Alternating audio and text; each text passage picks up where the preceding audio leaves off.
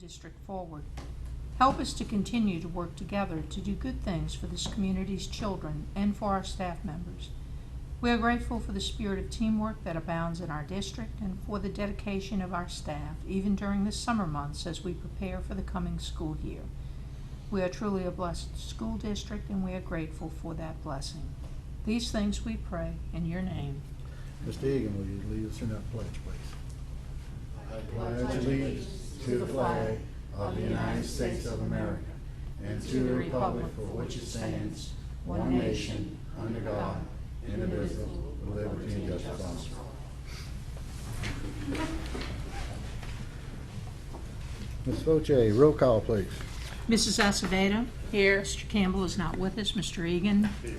Mrs. Jackson? Here. Mrs. Lemoyne? Here. Mrs. Dysart? Here. Mr. England? Here. Mr. Long is not with us. Mr. Smith? Here. Mr. Warner is not with us, and Mrs. White. No, thank you, Ms. Foche. We'll move on to item number 4. This is education. Ms. Lemoyne, would you take over, please?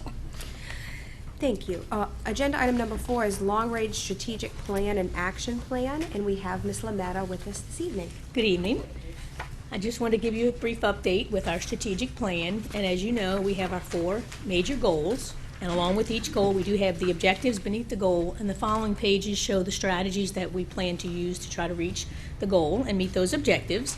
And of course, our 4 main goals are the first goal being teaching and learning, and then using assessment that ensure we have high student achievement. Secondly, we focus on ongoing recruitment and solid professional development to keep an effective and certified staff. Our third goal is, of course, our responsible finances to do some supporting the teaching and learning environments and keeping a safe environment. And then finally, our 4th goal is our public relations with our parents and the communities. And the yellow highlights that you see throughout the plan are the areas that we plan to put intense focus this school year. We're going to work on everything, but we're just to pick those few areas and really put a strong focus on for the school year.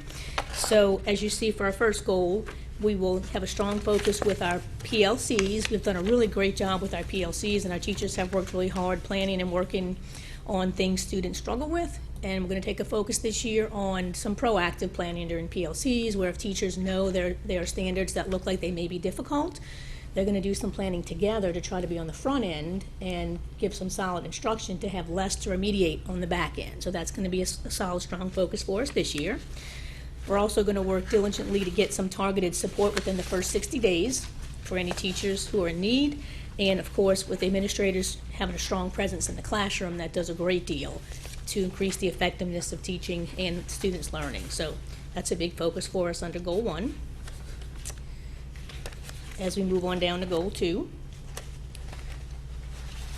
for our PD, something I want to take a minute to elaborate on a little bit is our continued focus on our program, Teach St. Bernard. That's our alternative certification program. And Dr. Rav gave me a few statistics that we've had 95 people go through our program.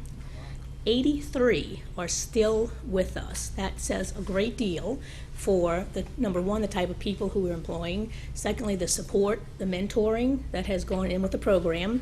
They do 5 weeks of training in the summer. They meet for 8 Saturdays throughout the year. They have mentors during the year. And I'll say from seeing them in the classroom, there's some really strong individuals. They're making a phenomenal contribution to the district as employees and as teachers. And it's actually our 6th year with Teach St. Bernard. So it really has been a wonderful program and really has brought some dedicated employees in, and we feel like it's really a strong addition to our system.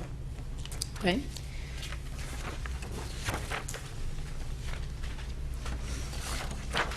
Now with our third goal, with our responsible finances and our support,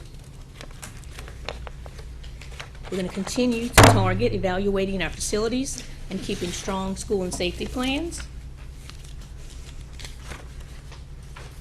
And then finally, with our third goal, we'll continue our periodic procedures for emergency drills and just keeping on the front end of keeping everybody safe and secure and making sure everyone knows what to do in case of emergency.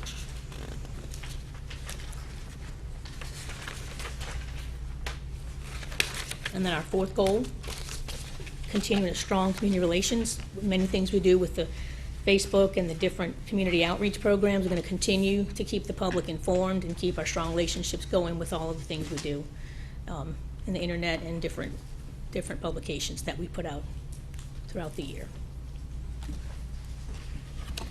Thank you, Ms. Lametta, for that thorough description of the strategic plan. Are there any questions from board members or comments? Ms. Dysart? Thank you, Ms. Lametta.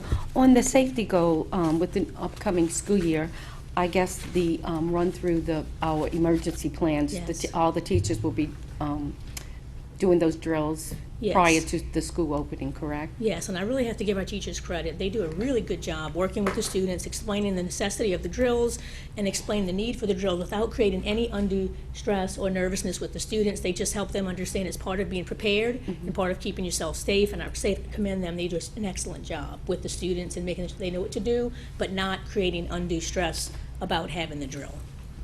And throughout the year, they do periodic drills with the Yes. students, right? Yes, Yes, I've heard from quite a few students when they have those drills. they do, they do. And they're all excited because each and every one of them know, very knowledgeable about what to do in specific cases. Yes. Thank you very much. Yeah, sure.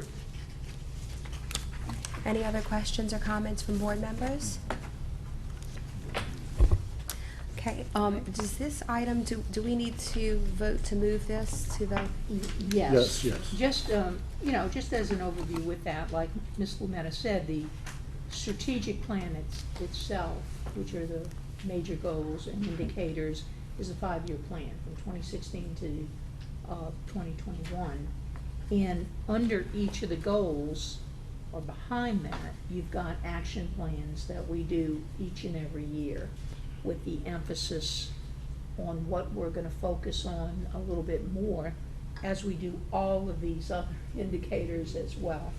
So each year, what we do is we come for the board, and then at the administrative workshop next week, where we're going to have the principals, assistant principals, teacher leaders, instructional coaches, and central office administrators. We will go through this plan with the administrative group to see if they have any additional feedback. Then we come back to you at the regular board meeting, and you give the actual final approval on the action plan.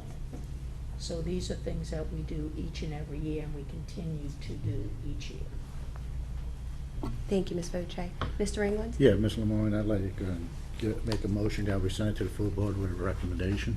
Okay, we have a motion by Mr. England and a second by Mr. Smith. Any further questions or comments? If not, please cast your vote. Motion passes 8-0. Okay, thanks. Thank you, Ms. Lametta. Thank you, good evening. Okay, good evening. Thank you. Okay, item number 5 is an executive item for Ms. Dysart. Thank you, Ms. Lemoyne.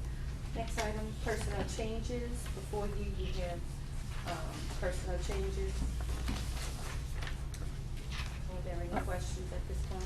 Ms. Voce, did you want to? It's just that these are some new hires that we have ongoing, and we have some resignations and some transfers and new hires, as you can see, as we are working toward fully staffing for this coming school year. Okay. Are there any questions at this time? Okay. Thank you, Ms. Voce. Next item are the transportation routes for 2019-2020. Good evening. Good evening. How are you guys doing? Good. Thank you. I appreciate that. If you look at your folder for the proposed bus routes, and guys, we don't make a whole lot of changes, but we do, make some changes. So it's always good to take a look at it. But you'll see total routes by school. That means basically how many buses they have for that.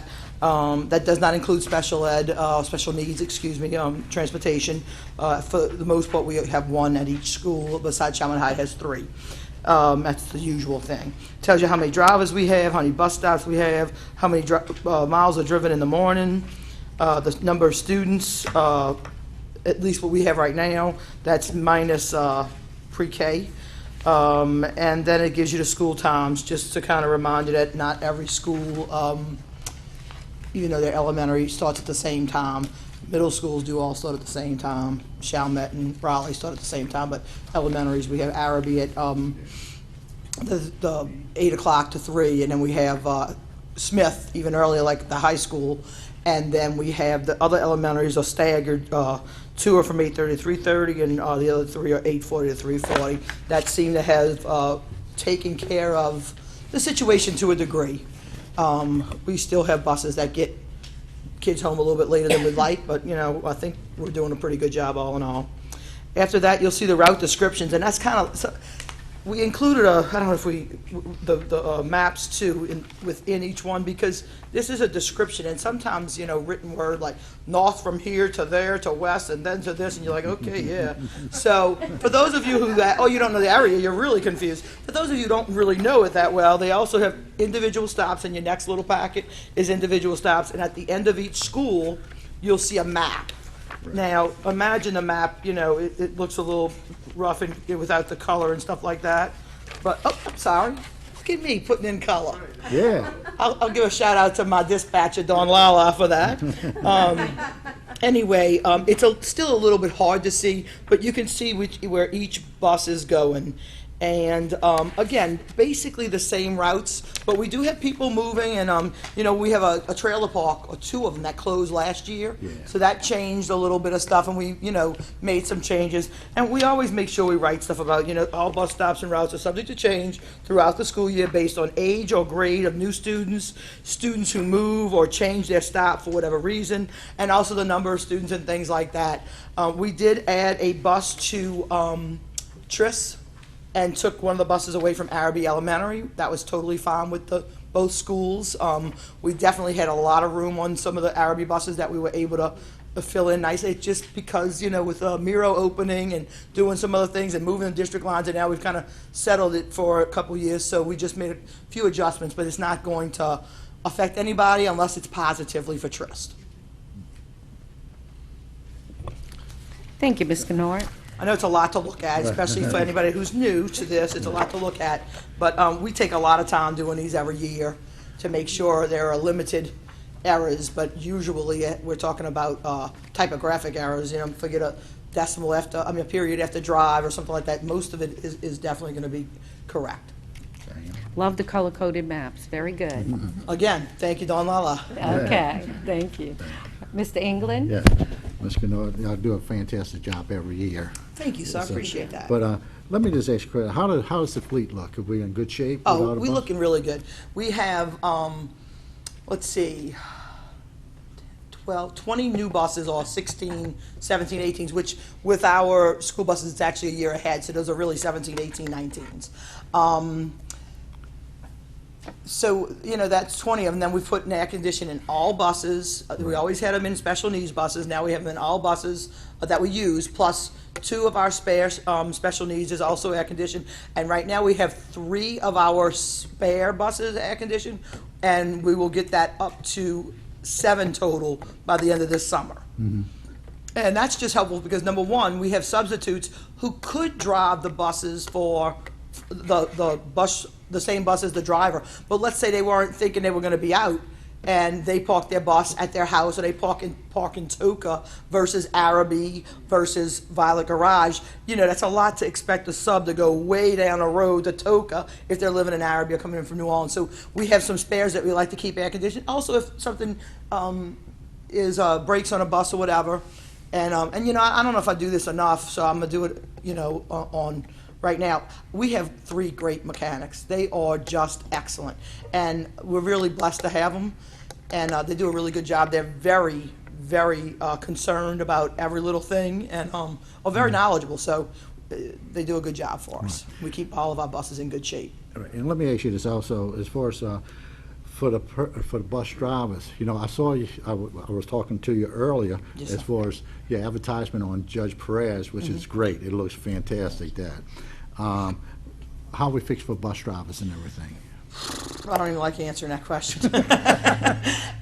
Right now, we have 48 bus drivers hired. We're going to be filling 2 of those spots off within the first couple of weeks of school, and we do have 2 people who have applied and had been applied and have subbed for us and or in the you know, background to be hired. So that'll put us at our 50 that we need, and then, you know, we have our 3 people or have been our sub bus drivers. I don't know how long, because they've certainly there longer than I have been. But they are always there. Mostly it's afternoon runs that they do. Right. We're real short on morning runs, but those are easier to sub to help out in the morning. It's easier too. So I'm looking at right now, we have about 5 more that are not trained yet, that are being trained, but they haven't gotten their CDL with the P and the S yet. So hopefully we'll have our 3 tried and true subs, and then maybe 5 other ones. Okay. So that's what we're looking at. And every year we feel good about it, and then some, I mean, if they can get a job as a full-time with benefits and everything else somewhere else, they're going to take those jobs. Right. So if someone's interested, they can contact They you. can contact me. Right. You got Where's the it. camera at? 301-3941. Call Julie. Ms. Kennard, keep up the good work. Thank you, ma'am. Thank you very much. Okay. Are there any other questions or comments? And let me just make one comment, because we get this question every year when school starts. These routes, that Ms. Gennard sets up with her staff and all, are based on runs that we had last year, where kids lived, where we picked them up. So when school starts, depending upon people who move out, people who move in, whether they're bus riders, car riders, or whatever, you may have one bus that has more kids in it, another bus that has fewer kids in it. So every year adjustments usually have to be made. Well, we got to move over 2 streets here to fill this, or, change that a little bit. But we always wait until after we get the full bus ridership. So the kids come in basically at the elementary, middle, and high schools. So kindergarten starts a little bit afterward, and then pre-K starts a little bit afterward. So Ms. Gennard can't make any adjustments until she sees on that particular bus how many total kids we're going to have. So it takes us the first, 2-3 weeks of school to get that ridership set, and then if she has to make adjustments on streets, then we do that. And I'll just piggyback onto that by saying that it's amazing. We have these open houses, and parents go to open houses. I don't know if they're so worried about getting everything ready for their children and stuff, but they'll have moved and neglect to tell us. mention that. So then you get all of these things that parents fill out. And the secretaries, the only way they would know it's a new address is if they fill out new address forms. If they don't, by the time they finally get to putting it in the computer and this is a different address, then they got to call them and ask them to come in with the information. So a lot of it's that kind of stuff also. Or if they change their elementary child address, they just assume all the other addresses are taken care of. And so I do that on a regular basis, call parents and let them know, listen, I'm looking it up. I see it's there for your 3rd grader, but your 7th grader and your 10th grader still have the old address. Oh, I just thought it would change it. And I mean, we are looking into some stuff that would help with that. So anyway, it's always a little bit of a puzzle, but we usually have a couple of spare drivers for the first week or 2 to get us going if somebody forgets the bus, or if somebody's neglected to pick up a new stop or something like that. We have people on either side of the parish to pick them up. It usually works out. All right, thank you guys. So I think Have a great that day. the thing that we can say to parents out there is, if your child is riding the school bus, please make sure that the correct address has been reported to the school, and that bus rider form has been filled out to say, yes, I want my child to ride the bus to school. That's the only way we know that, A, he has to be picked up, and B, where he's got to be picked up.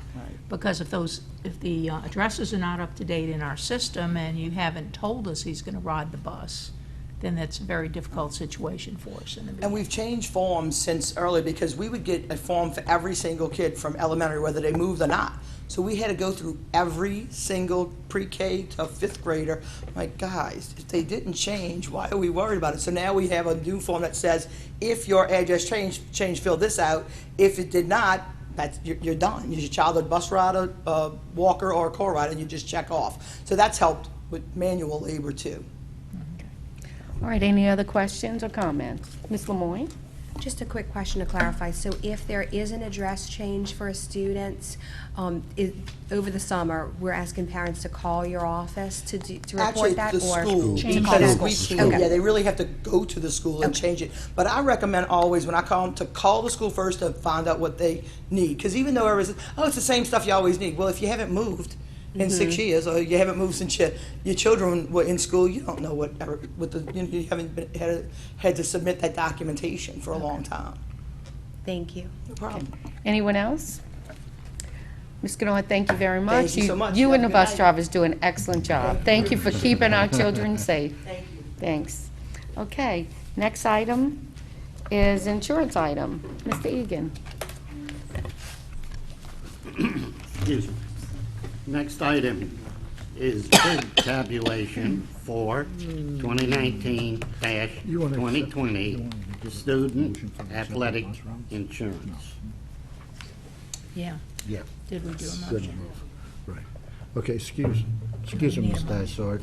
Excuse me, on the transportation routes, can I hear a motion to accept the routes that were presented tonight? I'll make a motion. to Okay. accept those routes. There's a motion by Mr. Smith, seconded by Mrs. White. Anyone else?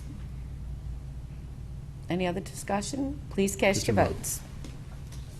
Motion passes 8-0. Thank you. Sorry, Mr. Egan. Your No turn. problem. Okay. Does anybody have any questions, what I explained before? Okay. Do we have any questions from the board?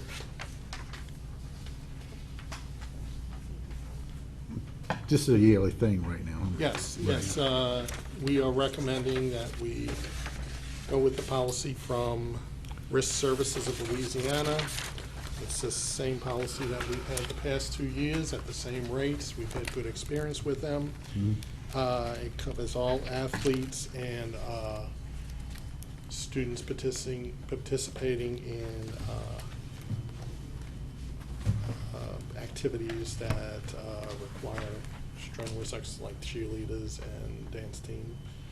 It also covers students that are on field trips. That's an additional benefit of this policy, which makes it attractive. So Well, that's any good. students that are on field trips to and from the field trip, they are covered by the insurance as well.